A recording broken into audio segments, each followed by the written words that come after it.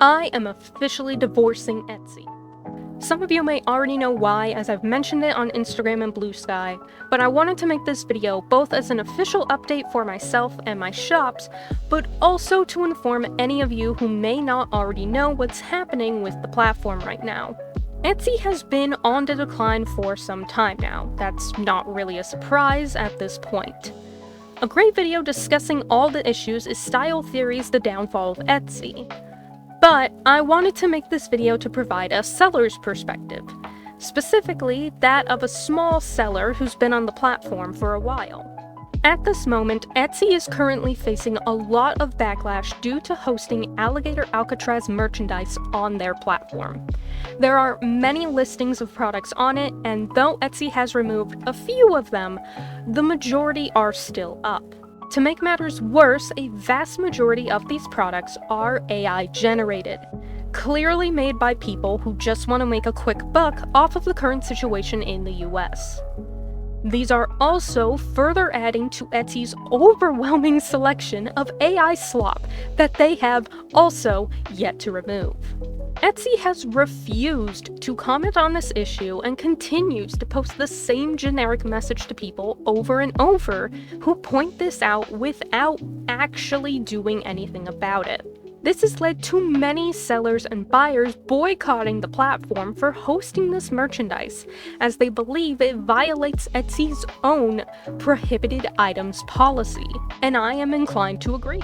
Particularly the hate items section, which specifically mentions that items in relation to race, ethnicity, national origin, and immigration status are not allowed on the platform. Oh, and the AI thing? Yeah, Etsy says that's okay. You want to scam people by promoting an AI product that doesn't exist? Etsy allows that, with the only stipulation being that you have to mention that it was made entirely or in part with AI in the description of the listing, which I must point out that many people don't actually do, and those listings are still up on the platform.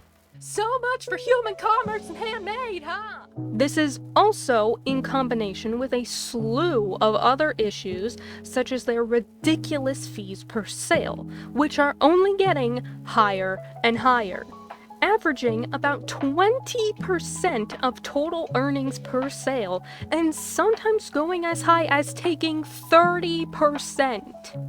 Another major issue being their sneaky tactics of suppressing products and shops from search unless you opt into various settings, such as free domestic shipping and advertising, which many people cannot afford to cover the cost of, because free shipping means that the seller pays shipping out of pocket.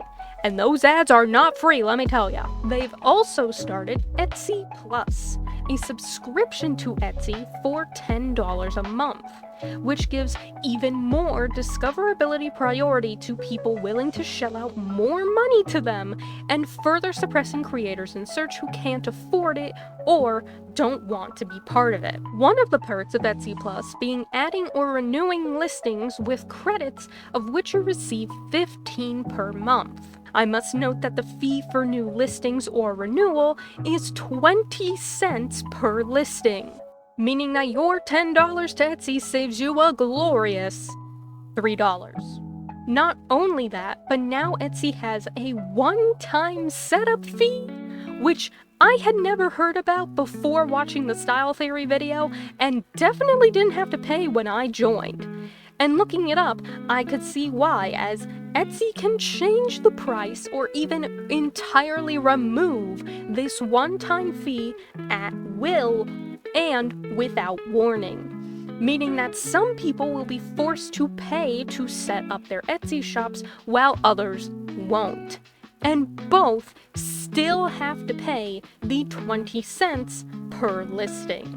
And I'm not even gonna get into how the platform has greatly shifted from handmade and artist-designed products to a mass drop-shipping site of people reselling stuff from AliExpress or Temu for 10 times the price. The platform has been quickly falling over the past few years, and it looks like it will only continue in this direction.